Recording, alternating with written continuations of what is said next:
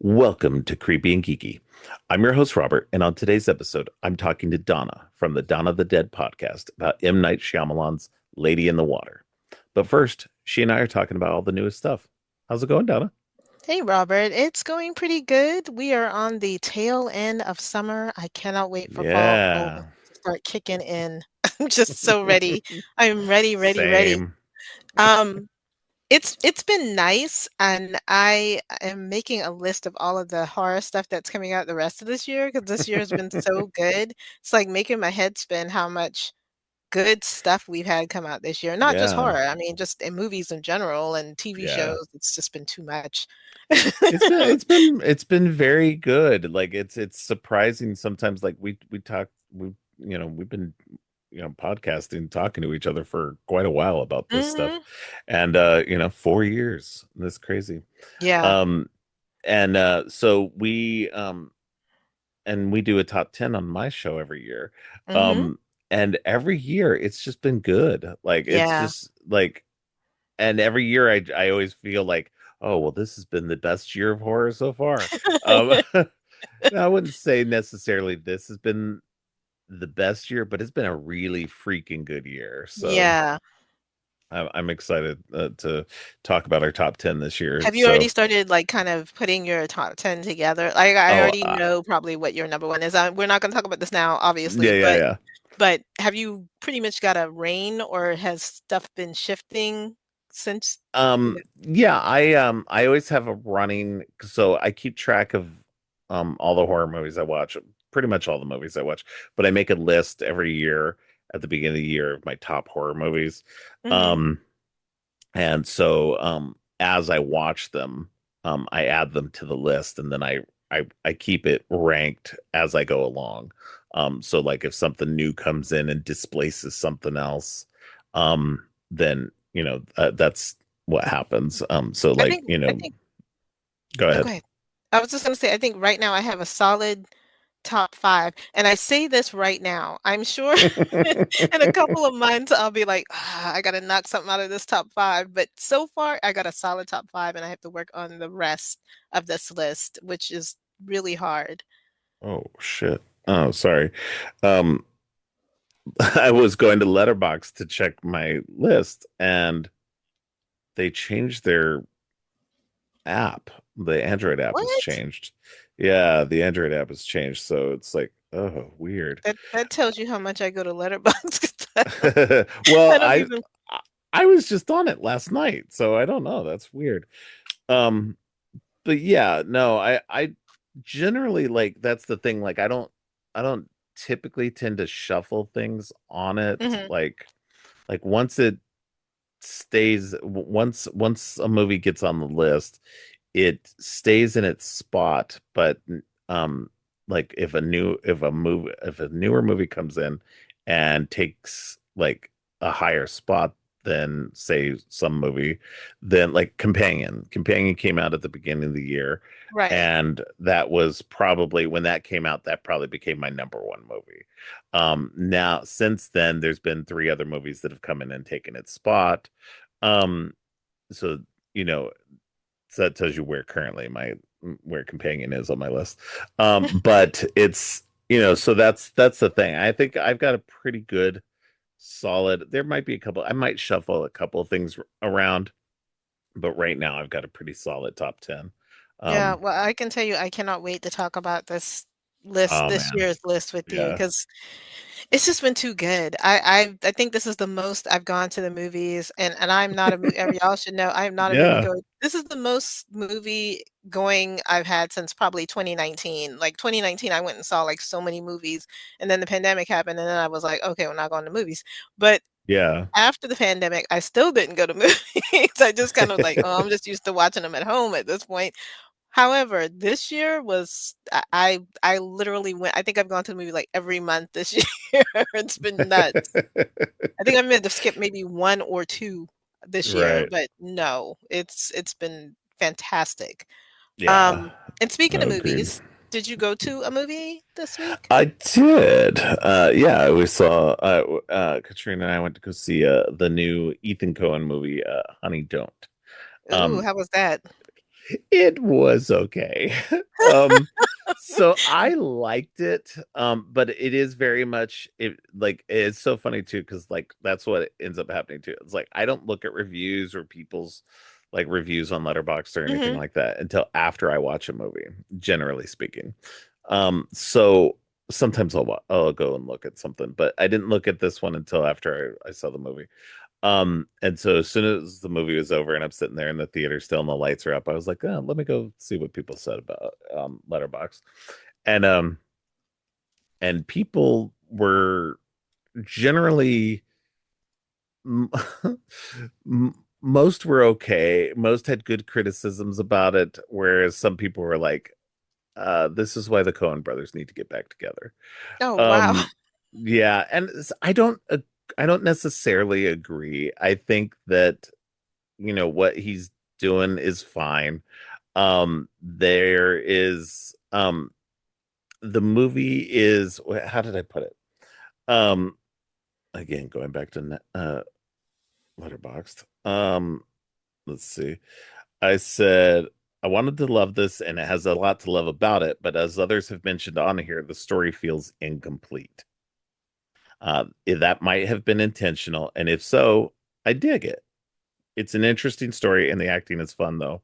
Worth a watch on streaming for sure.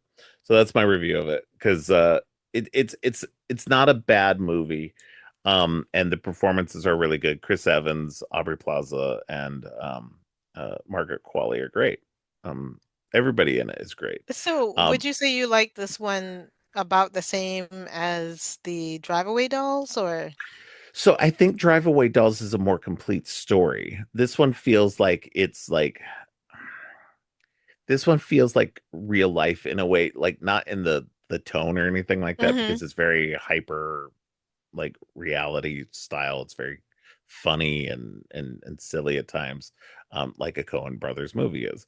Um, but it feels more like it's a week in the life of this woman, Honey, and um in that much life doesn't have complete stories. Um, you know what I mean? So like if you're Yeah, telling the story of somebody's life in this one week, and that's why I said if that was intentional, I really dig it. I think it's really cool that they right. did it in that way. I don't know if that's what they meant to do. Um, so if that's not what they meant to do, like there's plot threads that get dropped that never have a resolution. Uh, I Not hate when that happens. not a real resolution. There's a partial resolution.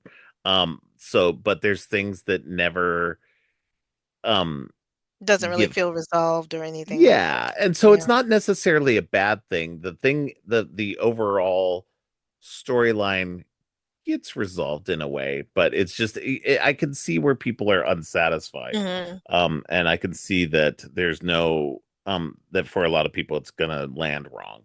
Yeah. And that's fine. But I think that overall the story was good. And I think that the acting is really good as well. So I mean that's for me it was still I gave it 3 stars. So it's not a terrible movie, but it's definitely I would wait to watch it on I streaming. I think I'm wouldn't just go out gonna and see wait it. for that one because I still haven't watched the Drive Away Dolls, and I'd like to watch Oh both of yeah. them back to back just to Yeah. kind of see where he's going with this.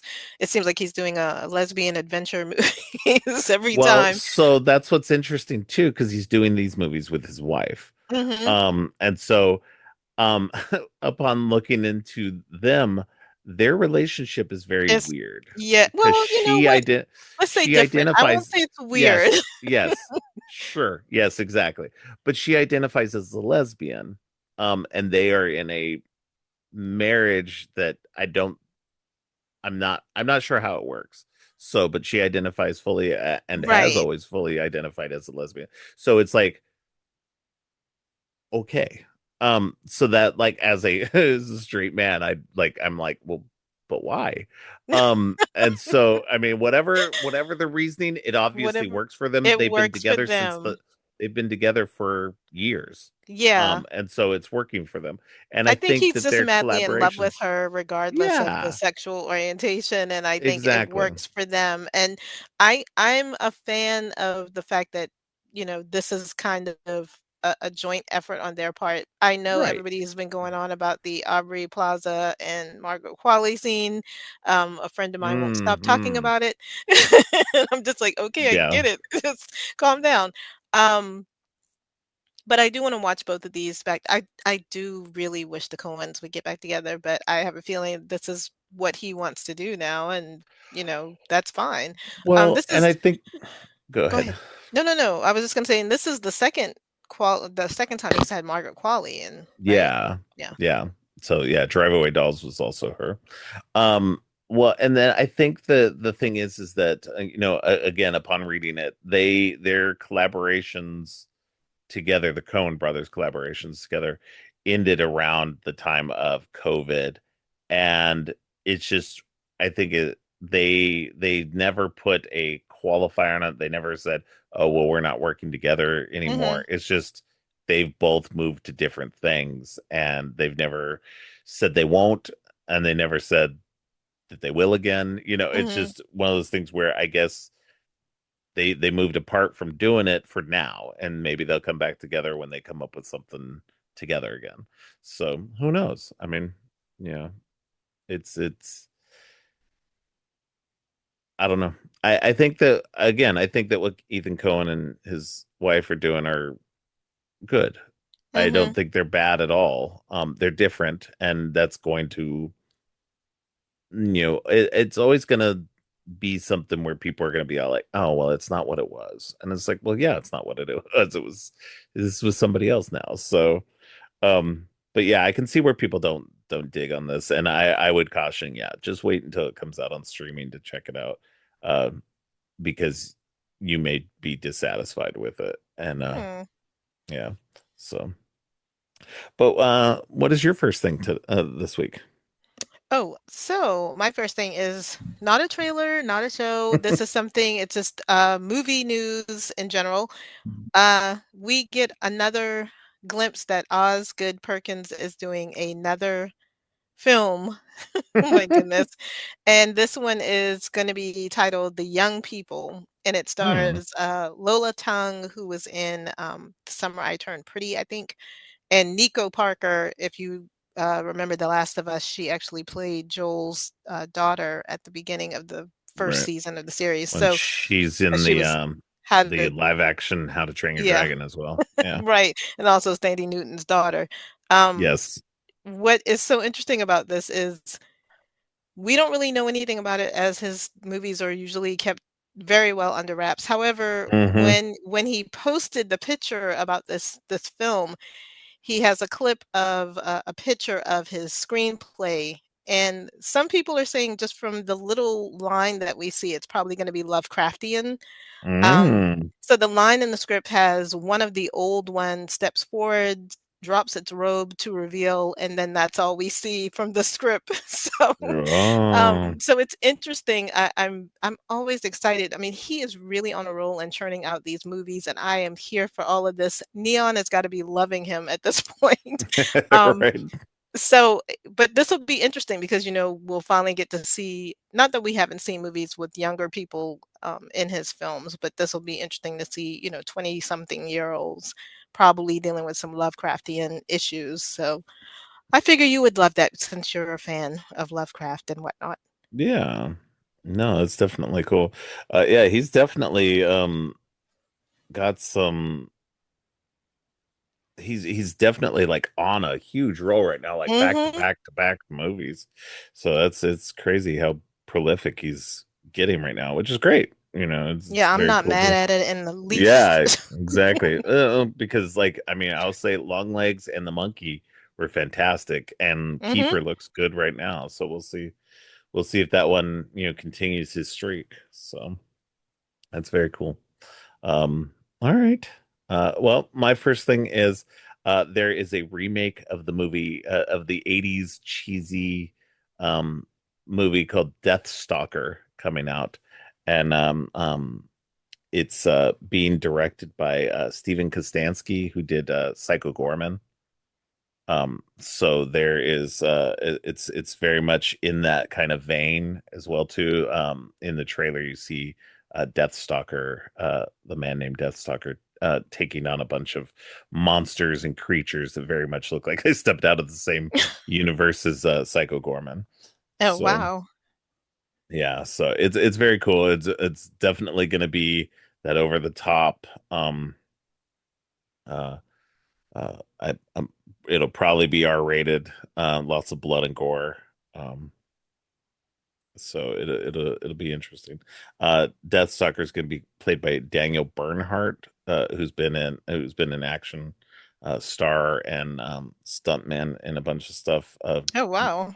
He's he was in John Wick. He was in Matrix Reloaded. He was in Nobody.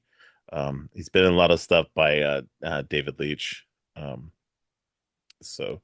Uh, but it looks good. It looks interesting if you dig in that stuff, which is really cool because uh, Steven Kostansky also did, he co-directed The Void. Oh, I Um, love The Void. yeah. That's like one of my favorite ones. And then most recently directed Frankie Frico, which is like I guess like a Ghoulies Munchies Right, style. Munchies. Um, yeah. So I haven't seen that movie yet. But because I was like a little less interested in that, I was like, oh man. But Were but I you a really fan like of the are you a fan of the Munchies and all of those I type of movies? honestly I haven't seen any of those because they all looked Really? really goofy and silly. And so I've never really watched any of those things, all the Gremlins knockoffs. So yeah, I just I would suggest that you go back and watch those and then watch Frankie Frico. Yeah.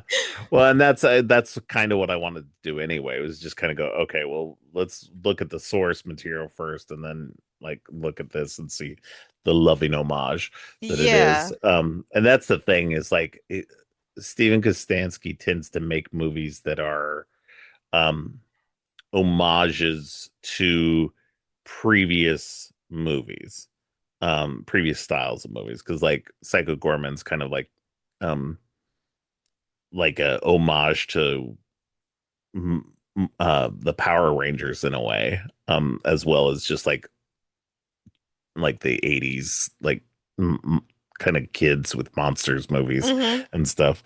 Um but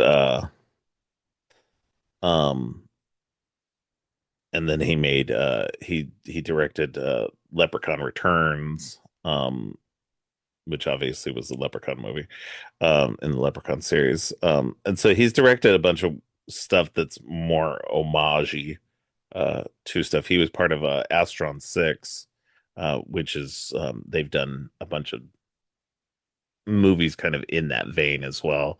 One of the ones that I like that they did that he didn't direct is called The Editor, and it's like a homage to Giallo movies. Mhm. So they do a lot of fun stuff like that. So it this looks good though. So um if you like that kind of sword and sorcery and crazy, you know, monster kind of thing, it should be up your alley. So I have to check out the original Deathstalker. I don't think I've ever yeah, seen that. I haven't ever seen it either. I think they're both on 4K now by Scream Factory. Oh, So nice. yeah. So all right. What's your next thing? The next thing I have, I don't really have that many. I'm just really looking at it. There is a second longer trailer out for Bugonia.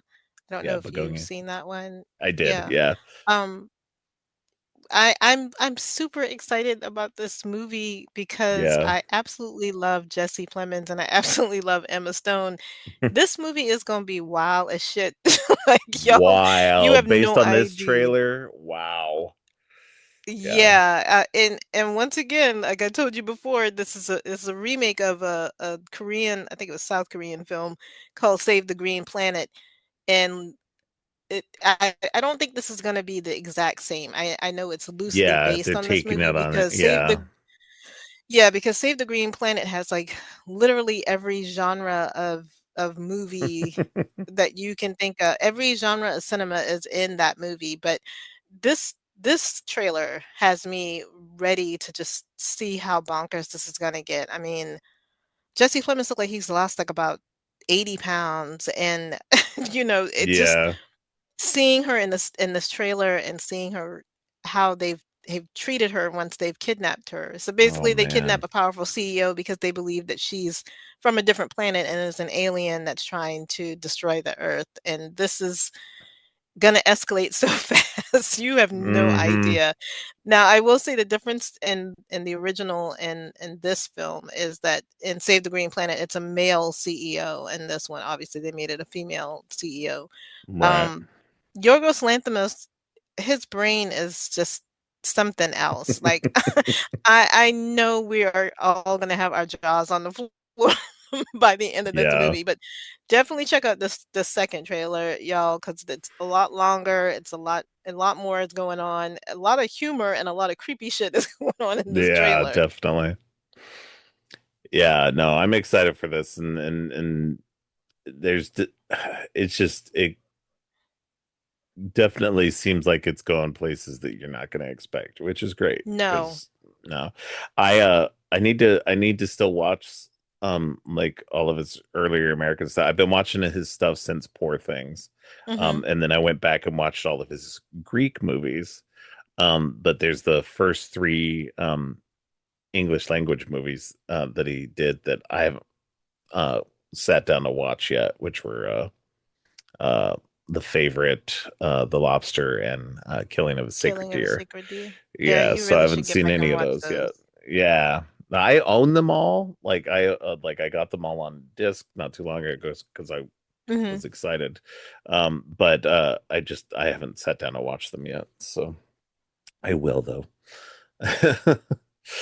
There's So something, I think out of those 3, for the longest, The Favorite was my favorite, no pun intended, but yeah. then it became Killing of a Sacred Deer because, Mm, everybody in that is so good. Colin Farrell is so good, and, Barry Keoghan is just creepy as hell, and Nicole yeah. Kidman's really good. It's probably one of my favorite movies to watch. Mm, Um, and, with Lanthimos, it's never really gonna be a happy ending, so yeah. you Mm. just bear that in mind. I did hear, however, in this, Bugonia that it's gonna have, Alicia Silverstone's in this, and I can't I remember the saw last thing that. I've Yeah. seen her in. She's been in stuff. I know she's acting and stuff. Because I've seen her pop up in like trailers for things Mhm. and everything. But it's been like movies I didn't care to watch. Like that I wasn't interested in. So yeah, this will definitely be, a nice thing. Because I think, um, isn't she the mom in Getaway with Nick Frost? Or maybe I'm wrong. No, No, she's in somebody that else is the one. mom. She's in that other movie with Nick Frost where they're like a they're like a sitcom family. Um Oh, right, Crazy House. yeah, I I haven't forgot seen that about one that, yet. yeah.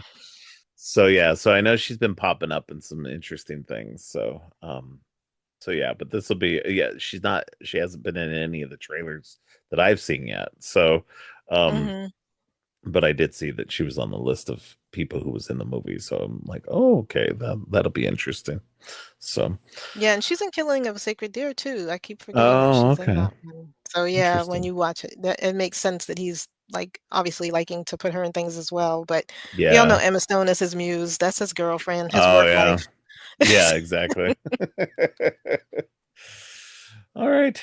All right. So my next thing is there's a trailer out for this movie that's a sequel to the original uh movie that came out a few years ago called Sisu.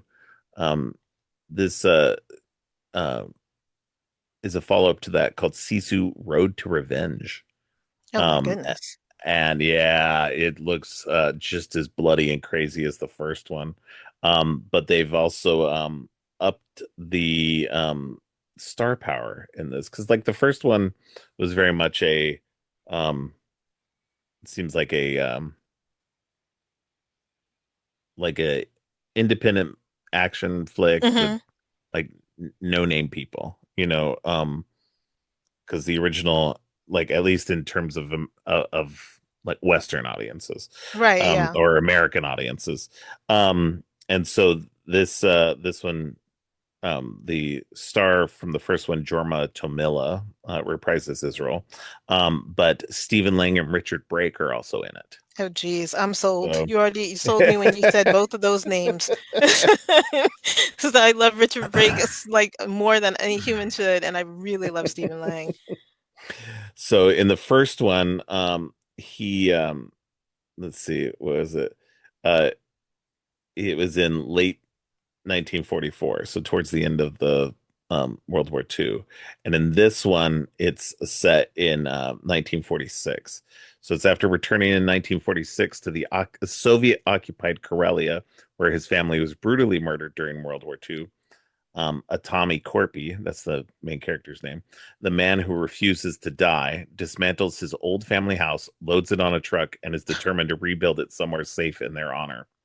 When the Red Army discovers Korpi's arrival on their soil, Igor Dragunov, the man who killed his family, comes back hell-bent on finishing the job, kill the legendary ex-soldier by any means necessary. And that guy who killed his family is played by Stephen Lang.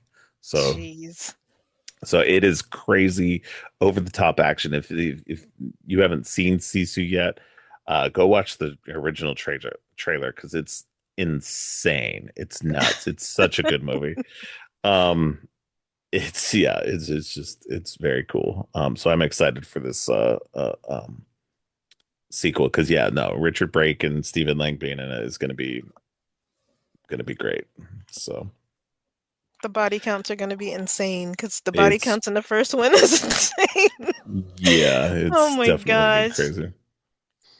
Um, but yeah, no, it looks really cool. I'm excited for it.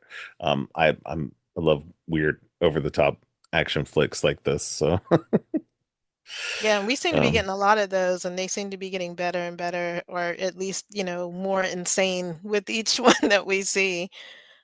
yeah, exactly. All right. Did you have anything else? The last thing I have is a TV show that's going to be debuting in September, towards the end of September on Apple TV. And it's called The Savant. This one stars Jessica Chastain, and she basically is a woman who is a normal mom by day, but at night she actually is working for the government and infiltrates online hate groups in order to prevent large-scale public attacks. And Hmm. it just looks like a really interesting thriller, kind of a spy espionage series that's going to be on. I think it's pretty limited, but this trailer has a lot of really harrowing moments. Obviously, she's dealing with a lot of extremist groups, and it even somewhat in this trailer it seems to fall back on her family in some way as well. So it's called The Savant. Definitely check that trailer out. Apple TV has been killing it for me for shows, and they make too many good shows. I cannot watch this much TV, but but I will watch this show because I love Jessica Chastain. Well, it's like my son and his wife, they just recently watched Severance. So and I haven't gotten around to watching it yet, but I was like, okay, I gotta watch this show because they were raving about it and you've Severance raved is about it. so good. Oh my Yeah, and God. everybody else has been raving about it. So I was like, okay, I gotta sit down and watch this. So I I will I actually sit down and watch this soon. Yeah, I kind of put So, off Severance. I think it came out right at the beginning of the pandemic, and then it took hmm 3 years for us, or almost five, yeah, 3 or 4 years before we got the season two, which I was glad I waited to watch it because I didn't have that long to wait to get to yeah. season two like everybody else. But by the time I got to season two, I was like, okay, this is the best piece of television I've seen. Mm, When you start watching it, you'll understand, but it's yeah. just such a great, and it's such an easy concept. When you watch this, you'll be like, why didn't I think of this concept? This is such a brilliant thing. And unfortunately, I could see our government doing something like this. Totally weird. Yeah. But when you get around to it, you'll love it. I think I've watched more Apple TV shows than any other network at this point, and I Wow. really got to Wow. do something with it's they're too good. The shows are too good, and they keep it very short. That's like barely eight to Yeah. 10 episodes. So that's how you get me. If you're Yeah. like, I'm looking 20 forward to something. a yeah, go ahead, sorry. No, I was gonna say if you're like 20, plus episodes, I'm probably not gonna stick with it. But 8 or 10, that's my Yeah. sweet spot. Yeah, that's the thing. Like the old model of American television with the 20 plus episodes. Yeah, Hmm. I can't do that anymore. Like you got to give me smaller seasons now. I like, I definitely, as I've gotten older, my attention span gets a lot less. So I'm good with a solid 8 to 10 at most. Yeah, and I So, feel like you can do the same amount. They put oh, themselves, they you paint can do themselves in a the, corner when they yeah, stretch it out so long. Like we're watching Alien Earth and we're getting what, 8 episodes? This is perfect television viewing for us. We get these little yeah. mini movies and these little short snippets, and they tell a whole fucking lot in that little bit of time. So, Yeah. um, And it makes it so they don't have to do a lot of filler, that they can mhm. focus the story. It forces them to focus on just the story they want to tell. Yeah, get that tight And rein on what you're yeah. doing. So I think that ends up being a lot better for sure. Um, But that was my last one for sure. I okay. didn't have anything else Well, sweet. speaking of Apple TV and watching a lot, did you ever finally watch the first season of Monarch? I did not. Oh my God. It's got It's two on of my Apple men in TV. there. I know. And it's I know Godzilla. it's got the Russell boys in there. Come I have on, man. because I've already had this discussion with you. I have to wait I until know. people want to watch these things and they don't want me to watch it without them. So then I'm Well, stuck they in can purgatory. no, then you just watch it and they can catch up later. That's ridiculous. Come on. My husband is in the show. You don't know how much this pains me to want to not watch I'm this show. telling you, and it's good. Oh my God, it's so good. I can't wait for the second season. It's actually there is a second season coming too, so I'm Oh excited. God. Very excited.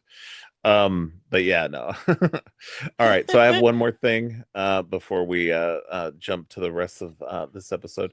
But Okay. there's a trailer for a new movie coming out on, I believe, yeah, on Amazon Prime in October called Play Dirty. And it's the newest Shane Black movie. And I'm a big Shane Black fan. I love The Nice Guys. I love Kiss Kiss Bang Bang. And I've grown up with the movies that he wrote early on because he transitioned finally into writing and directing. But he at one point was like the highest paid screenwriter of all time. Oh wow. Um, because he did Lethal Weapon, he did The Last Action Hero, which it's gotten a critical reappraisal, but at the time it was like this bad, like terrible movie that didn't do well. But he did Last Boy Scout and The Long Kiss Goodnight.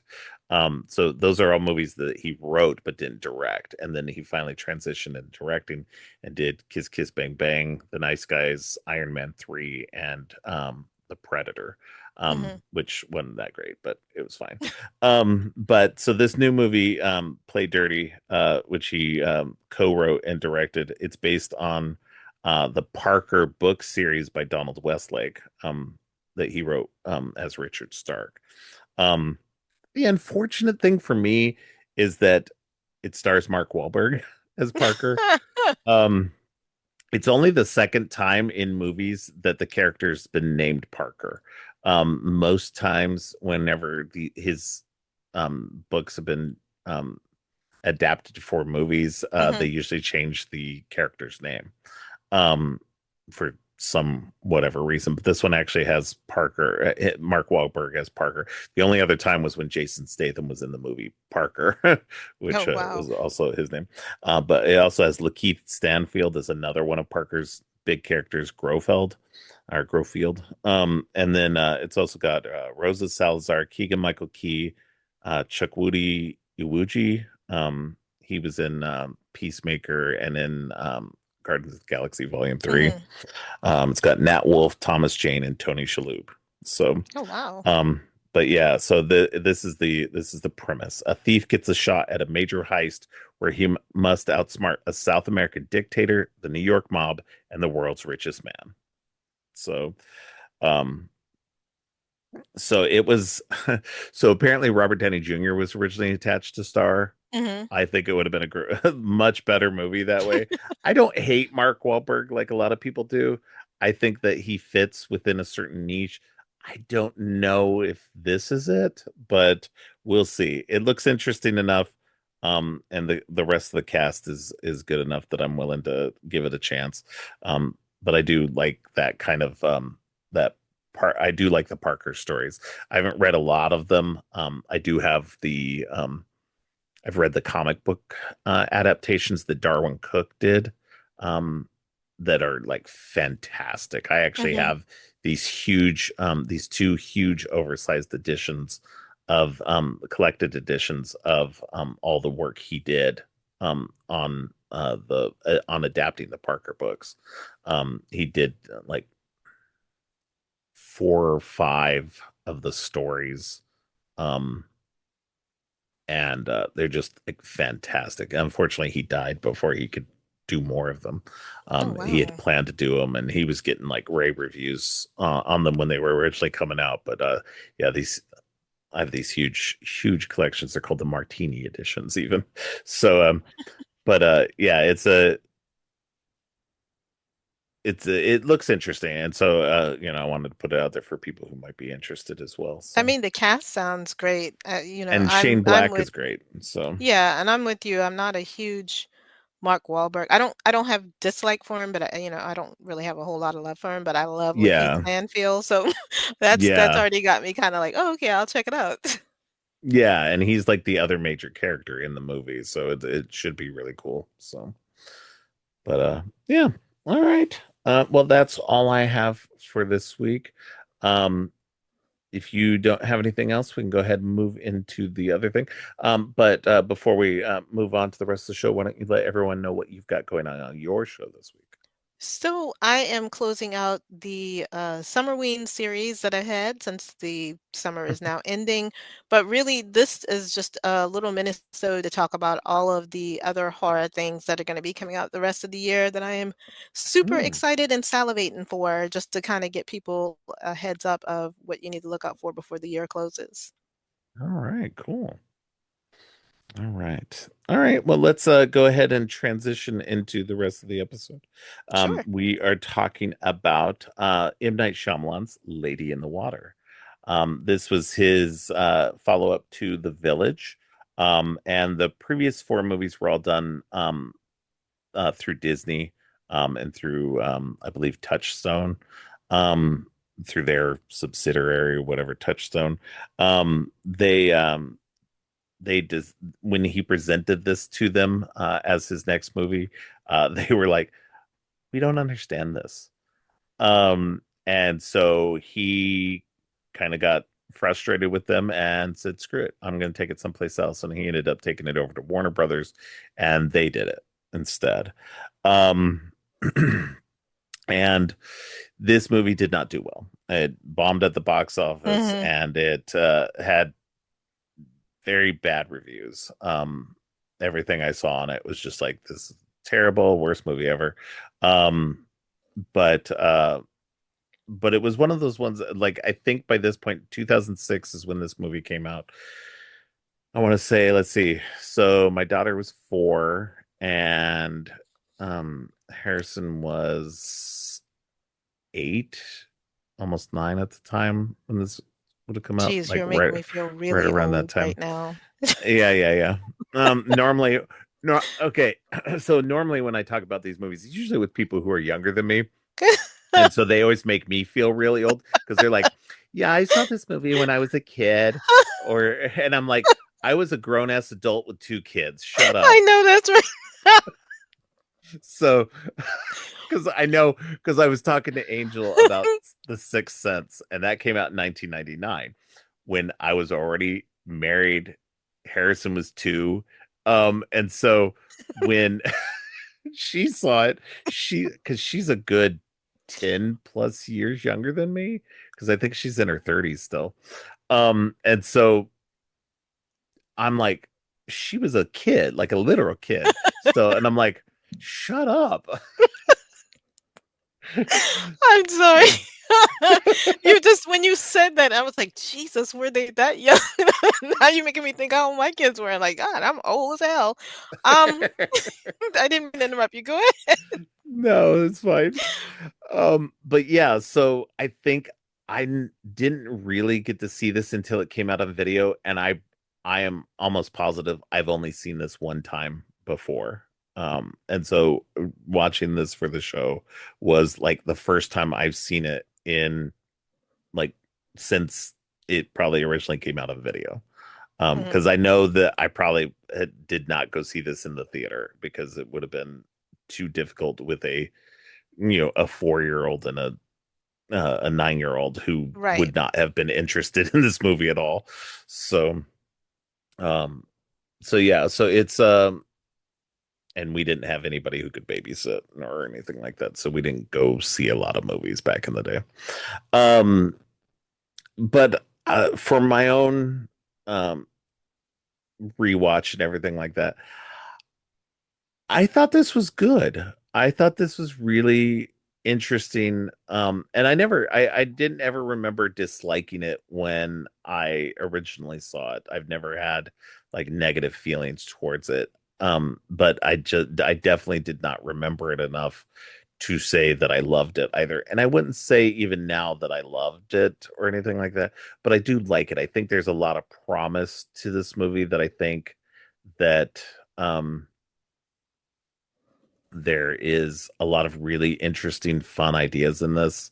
And there's a lot of really good performances.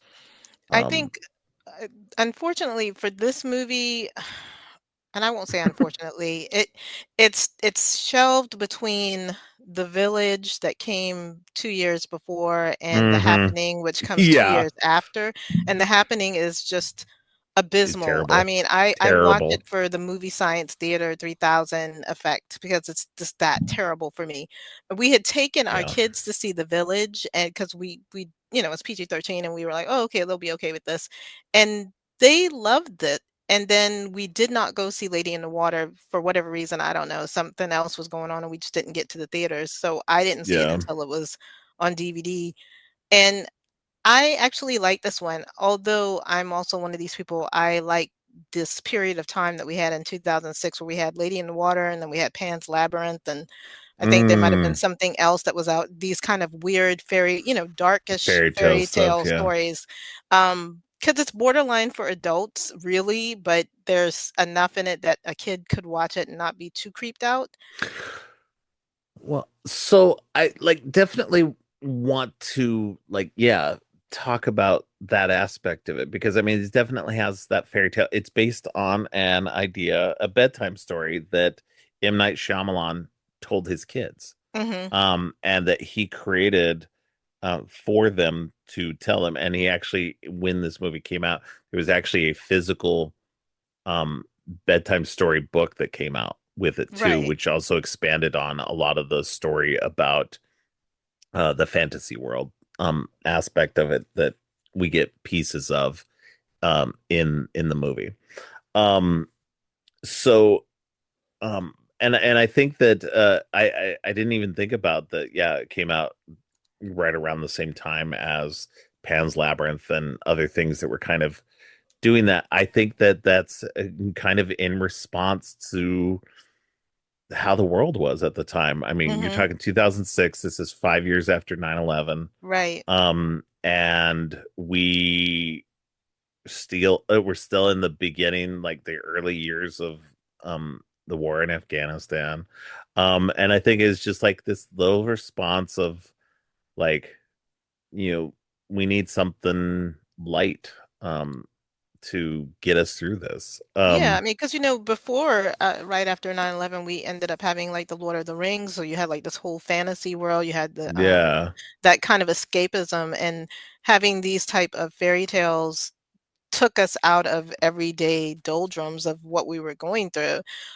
There is another There is another fairy tale-esque movie, but definitely it's more on the adult side, which is Perfume, which is a serial killer kind of told in the fairy tale aspect. But for me, it was just one after another, a run of these kind of fairy tale stories, and I gravitated to that just because I'm one of those people, I love the original Grimm's fairy tales, like the ones that are super dark, and they all have not Lady in the Water, but the other ones definitely have more of a darker edge to it.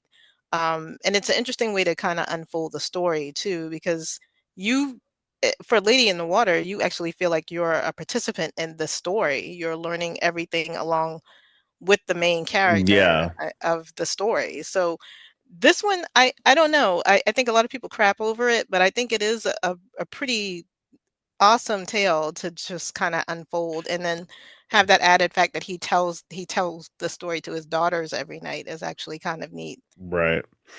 I think it's funny too because like so it opens up with this opening narration and these like animated images about this whole story about these water people and humans and all this stuff that I think unfortunately I think it intentionally bogs the movie down in the very beginning and you're like okay that this is like too much like setup exposition Hmm. and I think that's kind of what um at least for me like when watching it last night I was like man what is with all of this like I know he's got to set up the story in a way but it was like I felt like there was a way to do it more organically and in a way he does like in the course of the movie he ends up kind of retelling like at least not all of it but like parts of it through the course of the movie and No, I I felt like felt the he could have same way. easily have done that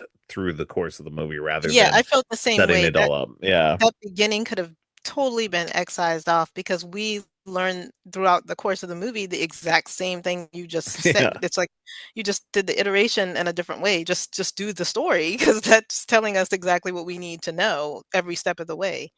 Right. So for those who may not know and probably and haven't watched the movie, number one, go watch the movie. It's not terrible. It's actually really good.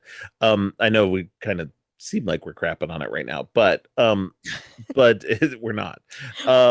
But this is the thing. I think go back, watch it, come back if you want to. If not, go ahead, listen. I won't fault you for it if you don't care to go see it.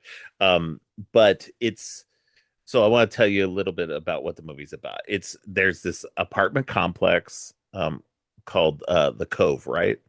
Hmm. And it's the maintenance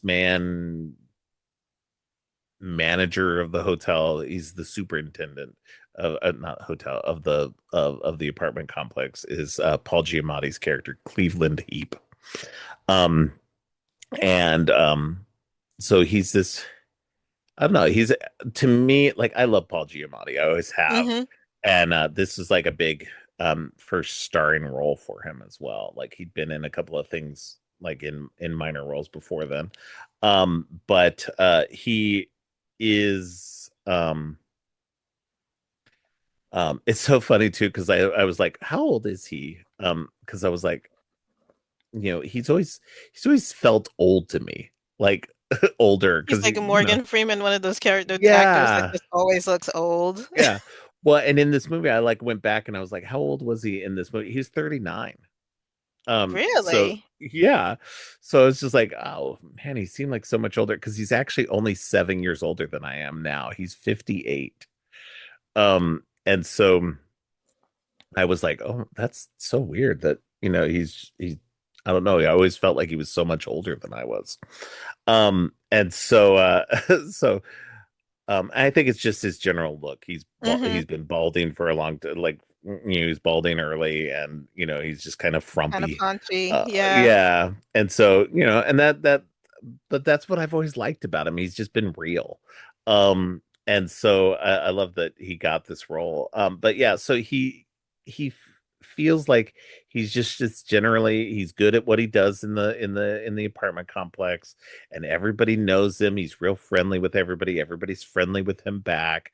Even when he's chastising people and everything like that, they're like, okay, yeah, sorry.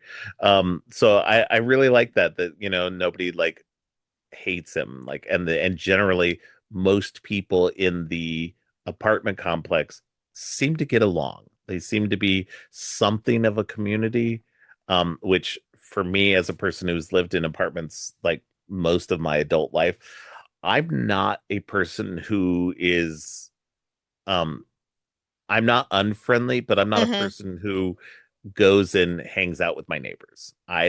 I'm in my own house and that's where I want to be, and I don't come out, and I don't. It's the same way now when I live in a house. I don't go out and hang out in the neighborhood and talk to my neighbors and everything like that. No, I'm inside my house. I I do my own mean, I'm the same. I'm still in an apartment complex at my age, and I know my neighbors, but I don't, we don't hang out. I think Yeah. I've only had maybe two people in my whole lifetime in an apartment complex that I was super over friendly with, where we go in and have dinner and stuff like that, but that very Yeah. seldom happens. Yeah, exactly. So yeah, but and I mean that's the same way. There are people in this apartment complex that seem kind of like that as well. But there are people who are friendly and they're all like connected and everything like that. And this plays into the movie as well. So um in the course of this, he's just going about his business and everything, and he's apparently somebody's been swimming at night and they're not supposed to be swimming after 7 p.m. in the pool. And he wakes up one night to hear somebody is splashing around the pool. So he goes out there to investigate. He's trying to get them to get out of the pool, and he finds this woman in there. And turns out she is a creature called a narf. Now the names are a little bit weird. Hmm. So, but she's basically a water nymph. Um, and she's based on the opening narration, the big exposition dump we got in the beginning. She is one of the water people that we used to be connected with, and so um, this is where I will say that the storyline it gets a little muddled, um like exactly why she's there, and everything like that, and partially it's because we get these little bits of story. He finds out all about the story about all this narf from he's there's this Korean woman and her daughter who live in the thing, and he's got to get the daughter, who's an adult who goes to college. And I had to look her up too, because like when you first see her, you see her from behind and she's wearing clothes that I would think, based on, how she's talking and, the fact that she's in college, that she would be in her early 20s at the Right. latest. But when you see her face on, you're like, well, she's much older than I thought she Right. was.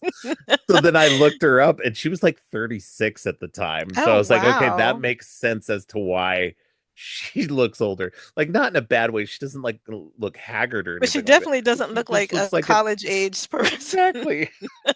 So I'm like, And I'm she's great because she speaks, English. Her mother doesn't, and she's clearly going through a rebellious stage because she's got the dyed yes. hair and the like punk rock clothes, and she's going out to Her every clubs. day her hair color changes too. That was what was funny to me. But yeah, it's just I don't know. Like, I don't want to over explain it or anything like that, because it's just because I think you do lose out on some of the fantasy aspects of this. But I think it's funny too. A lot of the criticism though comes down to the fact that so this water nymph character, her name is Story. She's played by Bryce Dallas Howard. I will say that as much as I like Bryce Dallas Howard, I don't love this performance. She's very underplayed. And I know that's how she has to do it because that's part of the story or Hmm. whatever like that. And so it's very like alien. Obviously, she's got to be something that's not quite human. And so I just, as much as I love her so much more in The Village. And I think that's but I think she's doing fine. But her name is Story in this, and she's there to um find this specific person who she's supposed to basically influence in some way. She's to become his muse, for him to write this great story. Um and then um and then she's supposed to then be taken off by this big eagle and everything like that. It's definitely you have to take it as a bedtime story slash fairy Right. tale that's You have to told to go into it kids. as a fairy tale, or else it's gonna Exactly. just fall apart immediately because you're gonna be like, "What? Absolutely. Why?" And that's truly what it is. I think that that's when you look at when like an adult audience goes to watch this movie, they're going to be like, none of this makes sense. This all falls apart really easily, and it does. But it's like you have to take it as this fairy tale, this bedtime story that somebody's telling to their kid. And um, so Paul Giamatti's character Cleveland, he helps her try to figure out who it is in this Who the writer is apartment and complex is right. that's the writer. Yeah. And so once you find out that the writer is M. Night Shyamalan playing a much larger character than he usually does in his movies, which to be fair, at the same time, he's actually kind of still barely in the movie. It is actually a very small role, compared to some of the other characters that are in the movie. And so it's just his importance is bigger. And so he becomes this guy who's like this one book that he writes is going to influence somebody else as a kid who then becomes this great leader, becomes the president of the United States, and blah blah blah. But it's going to be somewhere down the road.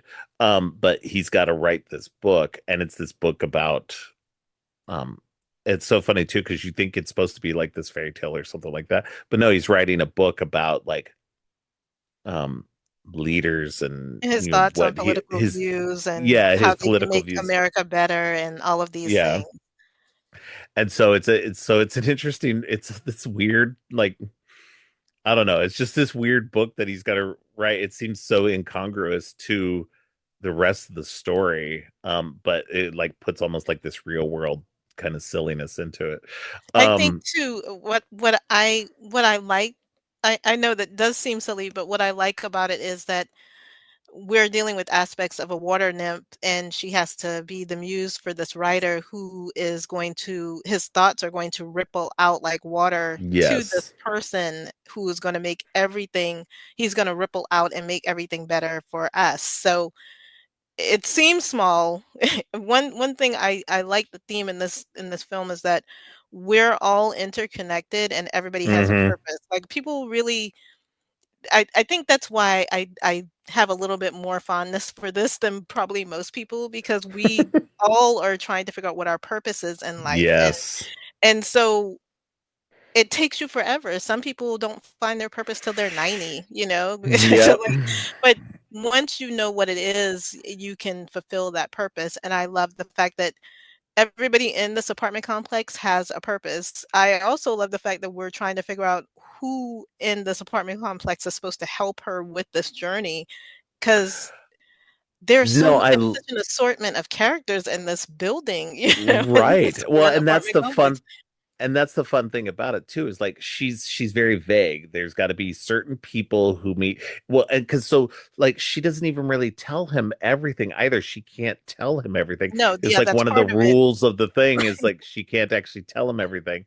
And so they have to go in this very roundabout way to get information, and then he then has to also then go like get information from the Korean mother through a story. He actually has to act like a kid at one point because she's very like untrusting, so he's got to act like a silly kid to get parts of this story, and Where he's, it's like, so drinking the funny. milk and eating the cookies Yes. and And then taking a laying nap and down all of and this kicking stuff. his leg. Yeah, it's And so I goofy. think that's also a message for the audience too. Just act like a Yes. child and suspend all disbelief. Just get into the story because this is essentially what it's about, the story. It's not about Yeah. what you perceive as logical or whatever. Act as if you were a 5-year-old and somebody is telling you the story because that's exactly what he has to do. And that is so Yeah. hilarious. At one point, I think he's drinking the milk and he's wanting to wipe his mustache, and the younger girl is like, "No, don't wipe it." Yeah. It's like, Yeah, just leave it. It'll look great. But yeah, it's just yeah. So and then he's got to go find this group of people. He's got to find the guild, which is this group of people. He's got to find this this person who the can symbolist, I think, the or yeah, the interpreter. symbolist, yeah. And so he's got to find so he interprets it as these specific people, but then he gets it wrong and then has to get the correct group of people. And I think that's great because it does set it up as like you are supposed to think it's these people at first. And then you realize later on that he'd gotten aspects of it wrong. And then he gets this other group of people together that are in the apartment complex and it makes more sense. And um everything comes together in a way that it's just I don't know. I thought it was really fun in that way because it just that is it's kind of a hero's journey-esque style story in a way too, because you have the person who, you know, is doing this but does it wrong at first and then has to go back and get figure it out and everything. It's just I don't know. I really like yes, it is silly. It doesn't hold together if you're trying to view it as an adult and Hmm. from a logical standpoint, but that's the thing, like stories like that don't necessarily have logic. And so but that was the other thing, like getting into this stuff, like there's these creatures that are also hunters, so she's got to get back to her She has a world. certain And it amount of time, like, right, yeah, that she so has to she's get got back. to exactly, so she's got to get influence this writer, then go back home. um and then once she goes back, but to go back home she's got to go back into the water, but every time she tries to get back into the water she's attacked by this creature. You can find out it's this thing called the scrunt. Okay, another weird name. But it's this really fascinating creature though. It's like a wolf, but it's made of grass. And it's a really good design. It's digital effects, but actually I felt like it actually held up pretty well for 2006 era Yeah, I thought CGI. so too. It was very Yeah. menacing and creepy. I Yeah. did not like that. So, No, and then the um, fact that like for most people it just appears as a hump in the grass. It can lay mhm. itself so flat Which is that something it we just see when we're outside if we're in yeah. a park. So that's a very weird, you have it in the back of Yes. your head once you see Well, this, like, oh my God. and you can imagine that that's what he was doing. He's Hmm. like, "Oh, look, these bumps, they're the scrunts. They're not going to hurt us because they're not looking for us." Right. And so, and the only way a human can see them is through a mirror looking backwards at it. And this whole thing, it was just like so interesting and weird. Like I kind of love the world building of this. I Like I do think that too. there's something here that I think that if he had done it not necessarily as a fairy tale bedtime story or something like that, that if he'd, I don't know, kind of bumped it up in certain aspects to make it make just that little bit more sense, I think it Hmm. could have been successful. Yeah, But I I think agree. because it was a bedtime story for his kids, that he tried to do that. I don't think he figured out the formula correctly for that aspect of it. And I think that was where it didn't succeed, is just because it was just that little bit off. But I think that for me, definitely, it works, and I ended up enjoying it a lot on this new rewatch because it was just like Yeah, this is a really fun story that I think could go places with a little bit more depth, I think, to it. I enjoyed it this time. I can honestly tell you, I probably have seen this might be my third time watching it because I know it's been over 10 years since I've seen this film. And I enjoyed it a lot more this time as well. It was just, I don't know, maybe I was just looking at it through different eyes and, you know, really surrendering myself to the fact that this is a fairy tale and it's unfolding before our eyes. But what's brilliant about this is that at the beginning of this film, we get to see Mr. Heap, and he's bringing in a new tenant played by Bob Balaban, who's a Yeah. writer, and he is the most asshole-ish person that he's moving. I mean, he's just so like clearly this is an apartment complex beneath him, but he's been brought in for this film Yeah. festival or whatever. Um, and we are introduced literally to everybody in this film that is important, and we have no clue that these people are the ones that are important. Our Yes. Our which very plays first into the movie as well. Right, our very first Yeah. introduction to Mr. Heap is him trying to kill some unseen bug underneath a sink Right. of a man who has 5 daughters, and they're all shrieking at every time he tries to kill this thing. We see various people throughout the complex. We see a room full of stoners. We see the young Korean woman and her mother. We see oh God, I can't remember the gentleman's name. Is it Bill Irwin? We get to see him Yeah. as kind of a reclusive person living in this apartment complex who has a good rapport with Heap, but he keeps to himself. He doesn't, really Yeah. interact with anybody. We get to see Freddie Rodriguez, who is a guy who's only working out That's half of his body. He's got one like a side huge of his body. bicep, huge bicep, huge thighs on one side of his body, and all of it So seems kind silly. of insane and silly. Silly is what comes to mind, but then you realize that all of these people have a purpose, and the interconnectedness of this apartment complex as well is a huge part of the story because they're all purposeful. They all have a reason. We just can't see it until it's necessary. Um, Right. yeah, this has got a lot of really cool pull at your heartstring moments because we see that Mr. Heap is sad. Story finds out that Hmm. he has a journal and that he lost some people, and that's why he does this mundane job. He used to be a doctor and now he's just takes care of the apartment complex because he's just doesn't know what to do with himself. He doesn't think he has purpose. This is where he is now.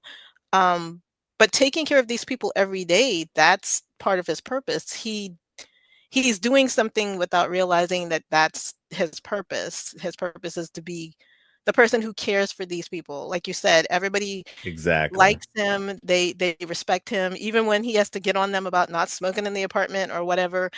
You can tell it's a community of people who really genuinely love this guy for what he does for them.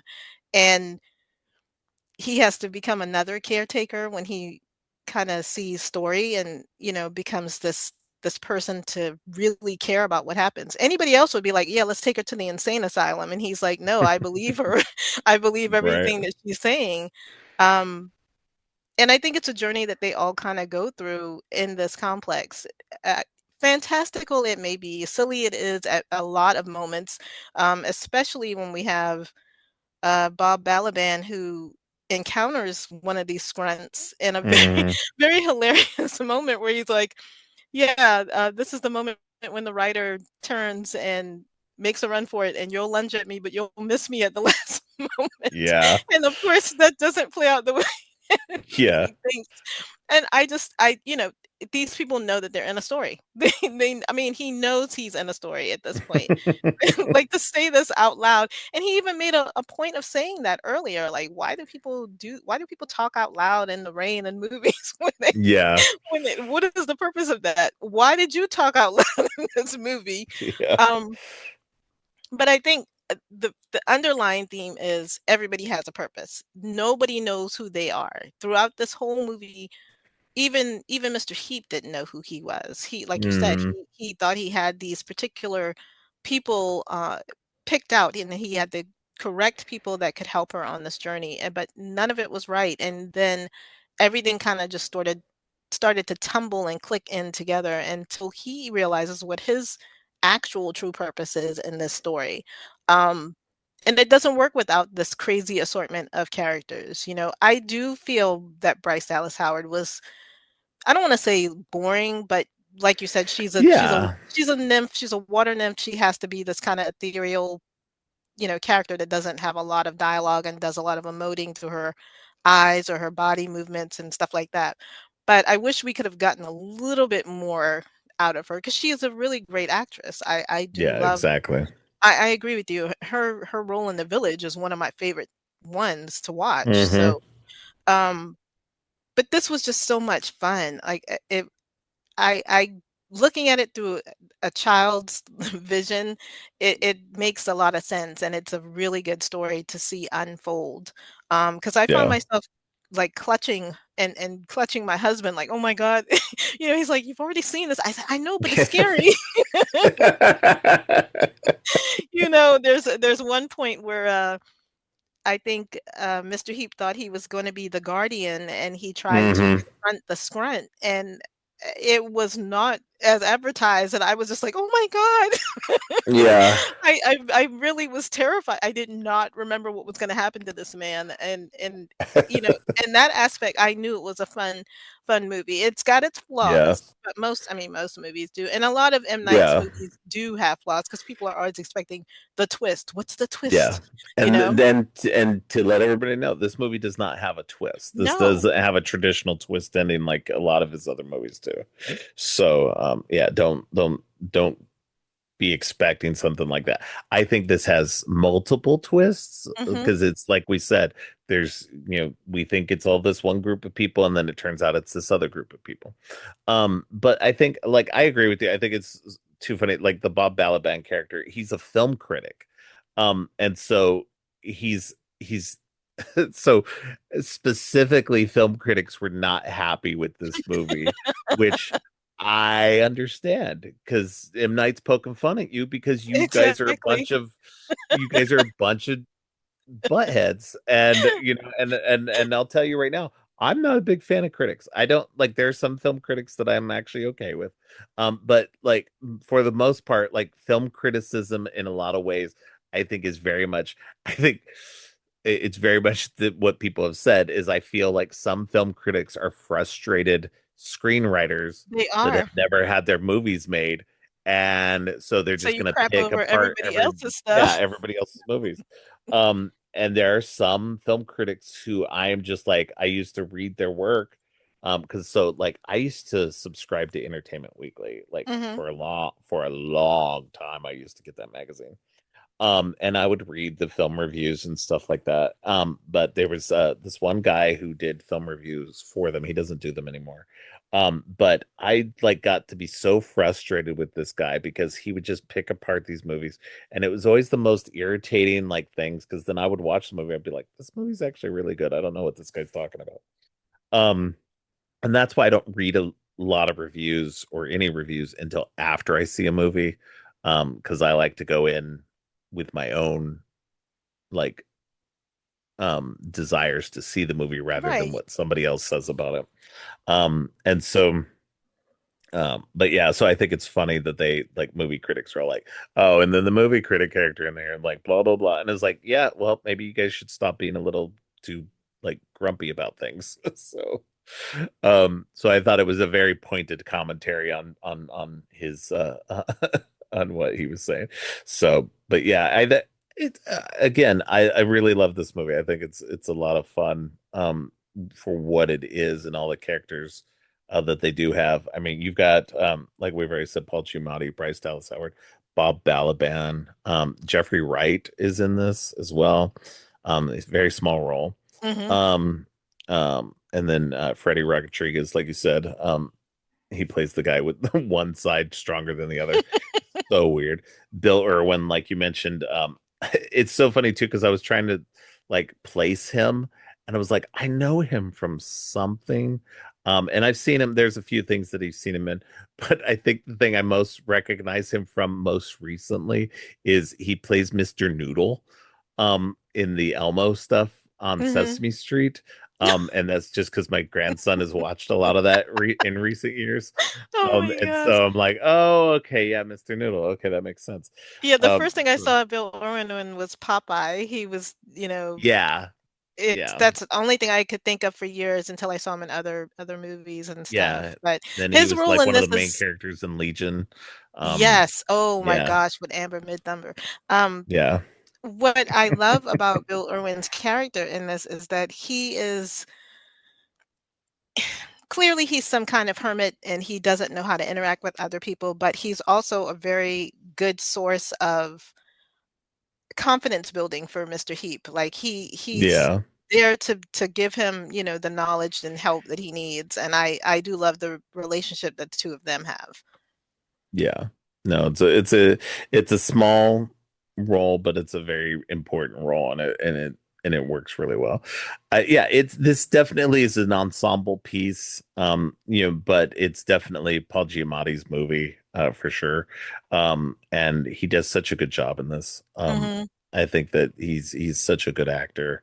He And brings a I'm lot glad. of heart and humor, and he's in Yes, peril a lot, and he's so brave in a weird circumstance. Like, he never thought he would be put in this kind of situation, and how do you act in this kind of situation? But he rises to the occasion, and he's so supportive of her and so protective of her. And then we get when we finally do get the reveal and the backstory on what happened in his life, your heart goes out to him. Like, you yeah, really just feel so bad, because he's been quietly suffering. Like, people around him in that complex, nobody other than, I think, Bill Irwin's character really knows anything about him. And yeah, I love the fact that, she's able to he heals her in ways, and she's able to heal him so he can move on and realize that, he may not have thought he had a purpose, but he had a bigger purpose than he realized. yeah, exactly. Yeah, no, and I think it's that's what makes the movie. He's the like the heart of the movie, and I think that's what makes it so good. And like you just you have to be on that wavelength. You have to, like, I don't know, be on the Paul Giamatti vibe. So, um, which is great. He's a lot of fun. Yeah, like you said, he's got, I don't know, he brings all of those emotions. He's the sadness, the funny, like that point when, like, when he's confronting the scrunt, like you said, it's a very tense scene because him and Story are talking over a walkie-talkie. And so there's this, like, you're not seeing everything he's seeing, you're just hearing his voice talking about it. And there's a moment where he's like, the scrunt is not backing down and where it's supposed to be backing down. And then the walkie-talkie kind of cuts out as like Hmm. he's supposedly getting attacked. And then the next thing you see is him like lying on the ground, Face down. face down, and like and the film critic Bob Balaban's character is there, and he's like, what are you What doing? are you doing? So, and it's a very funny, so it's like after this very scary part, you then have this comic letdown, this like moment to breathe and kind of chuckle and to like relieve yourself of all that tension you just had. So I love that balance, and that's what I think is interesting. Like, again, if you give yourself over to this movie and just understand that the story's going to be silly, the story's going to Hmm. be weird and everything, that I think that you will embrace it. You might not love it. You might not fully get every aspect of it. You might think it's still overly silly by the Hmm. end of it. But I think if you give it that chance, I think that you could end up really enjoying this movie for what it is. And I think that's all.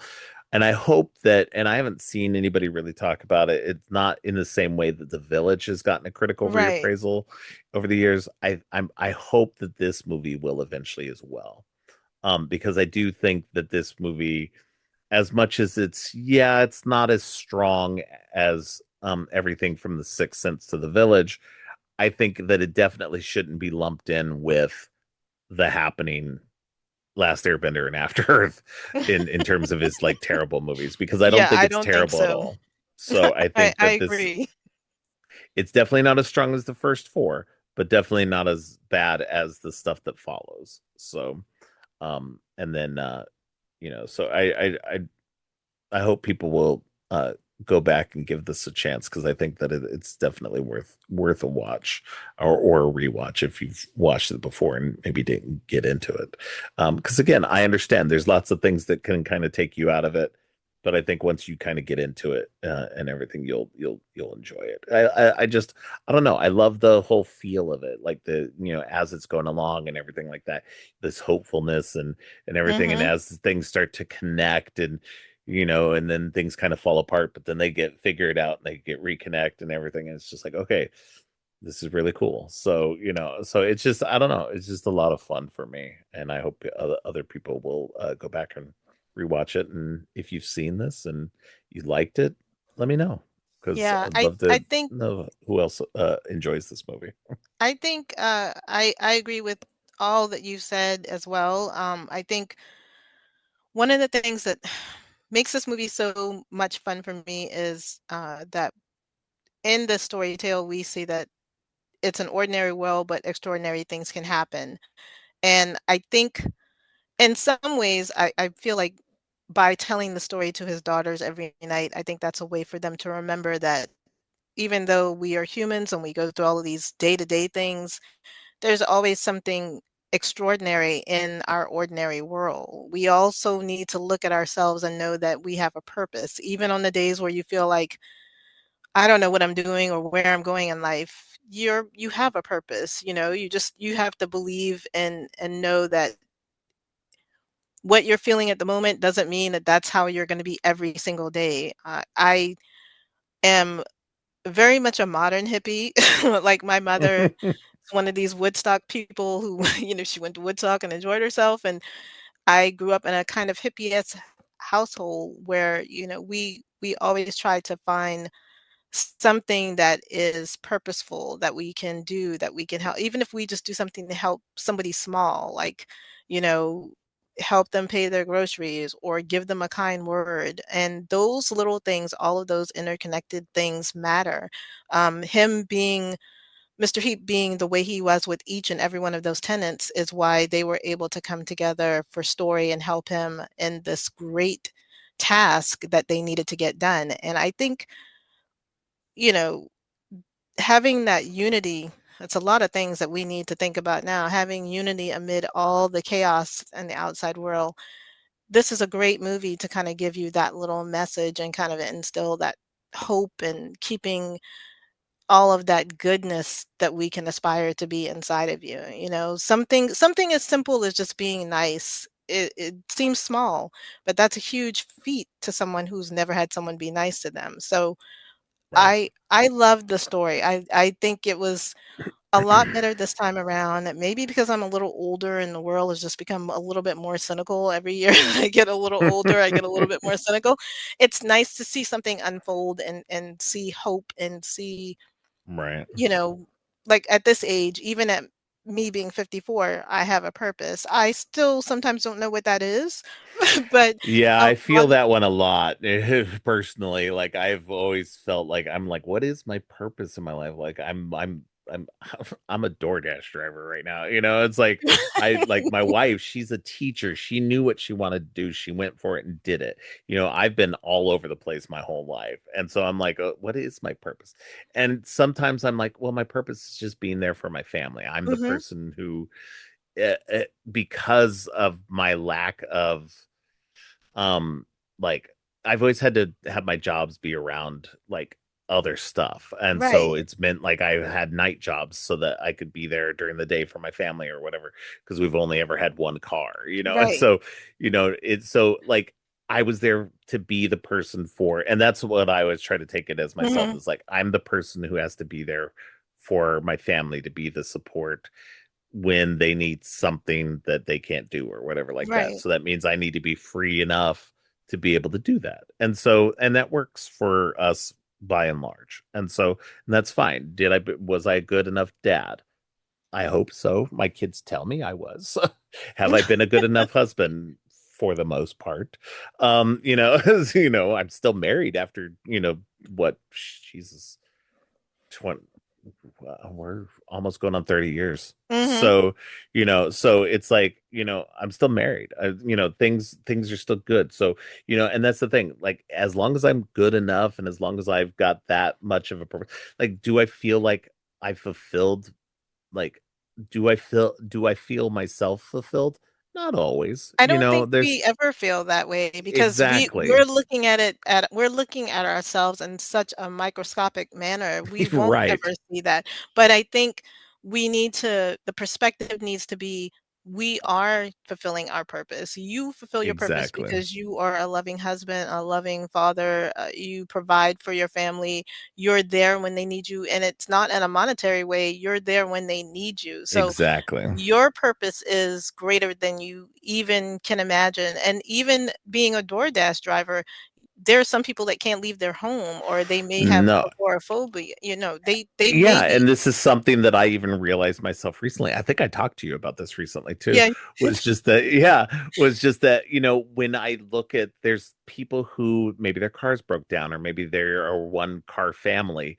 It's like my daughter-in-law. They only have the one car, and if Hmm. we're all gone, because we have four cars in this house now. And so now, like, but if we're all gone and we're all doing stuff, she's got to have stuff delivered, and she mostly has her stuff delivered because she actually has specific grocery needs because they're vegan. And so they need specific grocery needs. Hmm. And so a lot of times they have to have their stuff delivered because it's um, not at the closest store to us.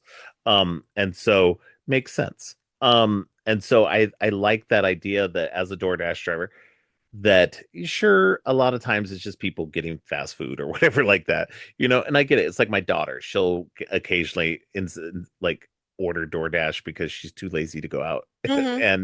and go get it herself. I feel that we used to do groceries that way too. We used to just have it delivered, but then I was just like, I just go to the store and get it myself. I don't care, it's just down the street.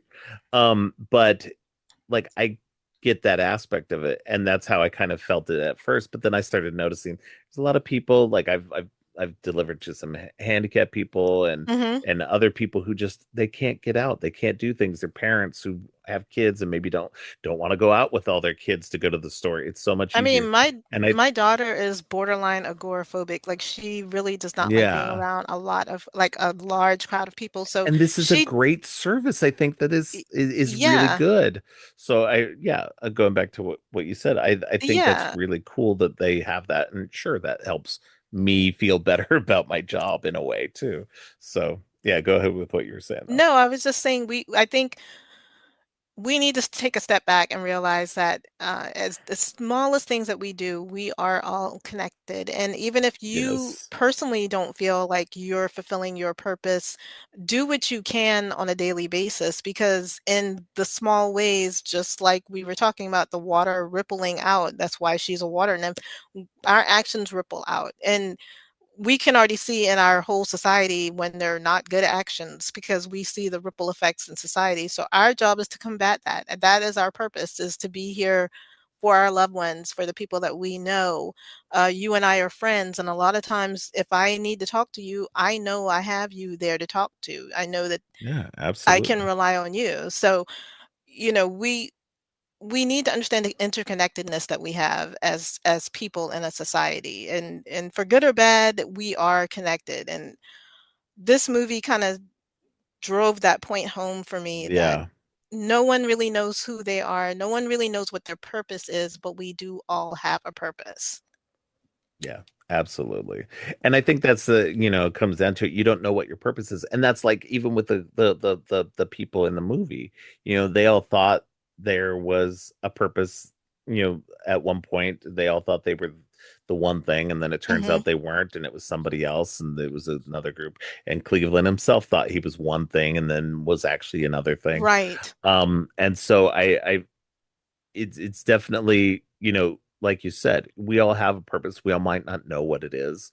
And our purpose might change, as well. So I think that that's what's great about this movie too, is as well as just being an entertaining bedtime Hmm. story slash fairy tale, and an original story at that, At something that, that wasn't yes. based on anything previous. That it's just a really good, relatable story, and Hmm. it's really fun in what it is, with fun, interesting. Um, You have harrowing moments, you have moments yeah, of kind of, "Oh my gosh, what's gonna happen at this turn? Is she gonna make it home?" You really do get invested in these characters, like, I yeah, felt like I was turning the page of a book, like, "What's gonna happen next? I need to know what's gonna happen next." I will say that I love the fact that a lot of M. Night's movies, he has the element of water. I know that is a huge thing in Indian culture Yeah, too. So yeah, this is such a great way for him to broaden that aspect of what water, the purity of water and cleaning, like how Mr. Heap ends up getting through this kind of cleansing through crying and kind of emoting that yeah. all of these things that he never said aloud about his family and what happened. So I don't know, man. This was a lot more fun than I remembered. I really enjoyed this movie. If Yeah. you guys can't tell from me going on about it a little I long. think it's interesting too, because like maybe it's a matter of both of us getting older as well. Like that could have changed. Like, because I like the story to begin with. Like I said, I never came away from when watching it the first time. Mhm. There was never a point where I was like, "Oh, this is a terrible movie." Not Yeah, like I and I did thought it with was like funny other too. of his movies. I thought it was But funny too when you asked me which M. Night movie, and I was like, "Oh, I'll do Lady in the Water," and you were like, "I didn't peg you for no, well, wanting that one." because I'll tell you this, like, for anybody who knows, because you are such an integral part of the show now, that I tend to give you, like, whenever I come up with an idea of a theme to go with, I tend to Mhm, give you first choice on what you want to pick. And so unless somebody's come up to me and said something before where like they say they're interested in talking to me about this right. one movie and that triggers a whole theme for me. And so with this, whenever I asked you, I was expecting you to choose The Sixth Sense or one of the bigger properties just Mhm. because, those are the bigger ones and those are fun to talk about. So yeah, it did throw me off because I was like one of his least regarded, not one that I thought was bad at all, because that's why it's on the list. Like that's why I'm talking about it on this show. Because like I know there's some people who are like, well, why are you talking about Lady in the Water? It's because it's good. It's actually It is good. good. It's definitely not one of the three terrible ones that he's done. Um, so the three that I'm not going to talk about. And so it's just I think that I just threw me that you were so like, and because you were so like, yeah, I'll do this one. I was like, oh wow, like you were very like excited to talk about it. So I was like, all right, this is kind of cool.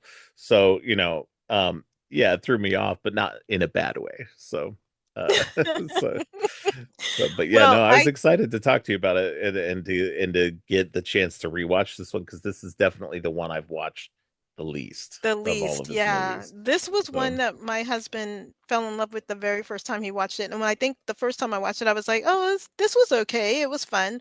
And I maybe have watched it a couple of times after that. And this rewatching was the first time I'd seen it, like I said, within probably at least 10 or 15 years. So, I think you're right. I think part of it is that I'm a little older and I'm trying not to be as cynical as I normally am. So, this movie, it was a whole different perspective watching it at this part of my life, I think, and also I was kind of enamored, like I said at the beginning of this episode, because it was right along that time where people were making a lot of fairy tale movies, and some of them have been darker than others. And this one, like we keep saying, if you want to look at it, if you want to peruse it and view it, just go into it knowing that it is a fairy tale. There's no yeah, fantastical absolutely. twist. There are a lot of little twisty things in it, but it's not like at the end there's going to be some big reveal.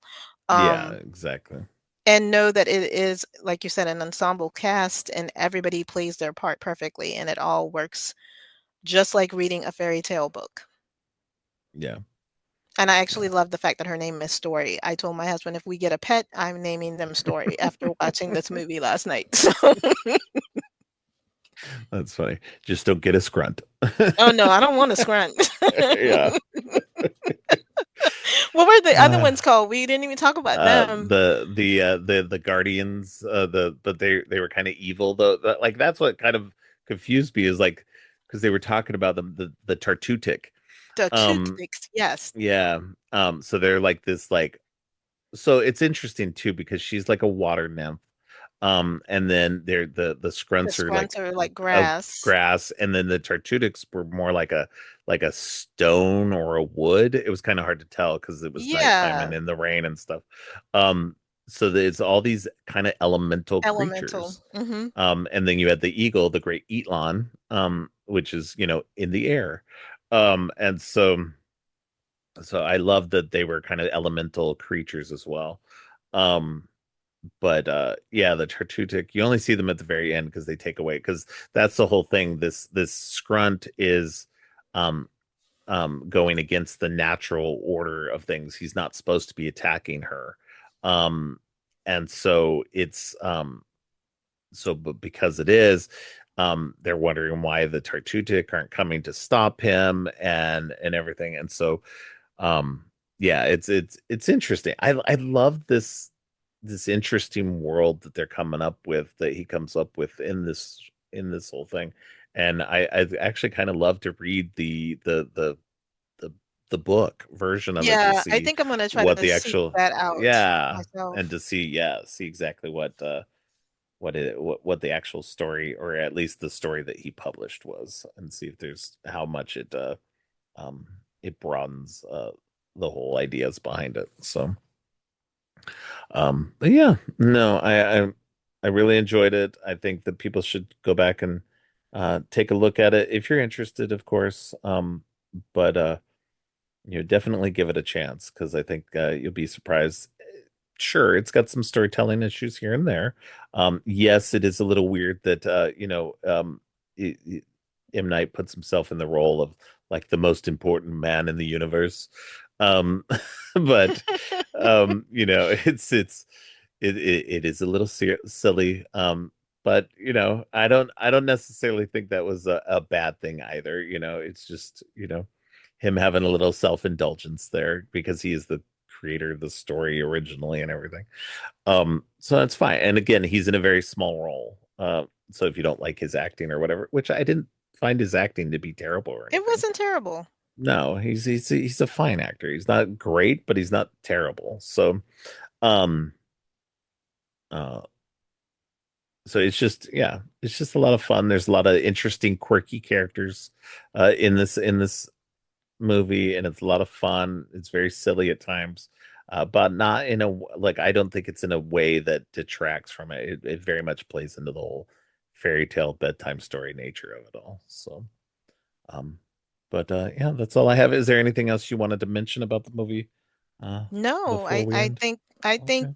definitely if you're gonna watch this, try to seek out Pan's Labyrinth and Oh, possibly absolutely. Yeah. Perfume. I don't know if people want to see a fairy tale based on a serial killer in France, but it's so much Perfume is so much fun. So When I Pan's would do Labyrinth is pretty dark as well, so it is extremely dark.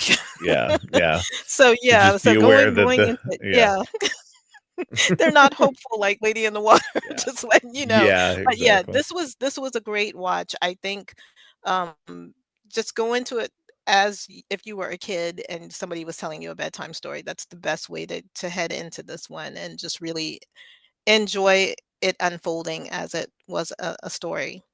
Yeah, absolutely. All right. Well, why don't you let people know where they can find you online? Well, you can find me on Instagram because that's where I mostly am. I am on Blue Sky. I am registered on Discord, but I'm never there. And I have my own podcast. You should already know that by now if you guys have been listening to Robert Yes. for a while. But it is Donna underscore the THA underscore dead. And wherever you listen to podcasts, that's where I am. And I never have any kind of themes. I'm just, well, no, I shouldn't say that. That's a Well, lie. you have lots I of do themes. have yeah, I do have lots of themes, but, my episodes are never long. That's that much I will say. So, Not like um mine. no. Well, you have a guest. I'm talking to the True, ether by true. myself, so nobody wants to hear me I go on can't for do an it. I don't hour. know how you do it, because I would have to have a whole script, and I would sound a lot more like robotic, and I'd be reading out the script. Like I'd embellish obviously and everything like that, but it'd just be like I'd definitely be putting on my, oh, this is how this is blah blah blah blah. And so and I don't want to go through that much work, honestly, to like create my own scripts to these things, and because I would forget things, and I would this is why I like talking to people, is because like I like to bounce the ideas off of people and get Yeah, the because a lot of it times this ends up having it like making me think of things I didn't think about while watching the right. movie. So Yeah, so just years of anyway. being an only child. I mean, I talk to myself as it is. So, but yeah, anywhere that you listen to podcasts, that's where I am. And then obviously, I'm always over here bugging Robert to death. Every week. Yep. All right. Well, thank you again very much. I always love having you on the show. Obviously, you're here every week. So, but we'll see you again next week. And until then, stay creepy. Thanks for listening. Creepy and Geeky is produced and hosted by Robert Clark. If you like what you've heard, please consider giving the show 5 stars and a review on Apple Podcasts and Spotify. And share the podcast on social media to help spread the word. Make sure to subscribe on your favorite podcast app or at creepyandgeeky.com. You can follow the podcast by going to creepyandgeeky.com and clicking on any of the social links. If you'd like to follow me, you can find my links at geekthulu.com. You can support the podcast by ordering teas and more on TeePublic or by donating to the coffee page. All of the links are in the show notes. Finally, don't forget, stay creepy.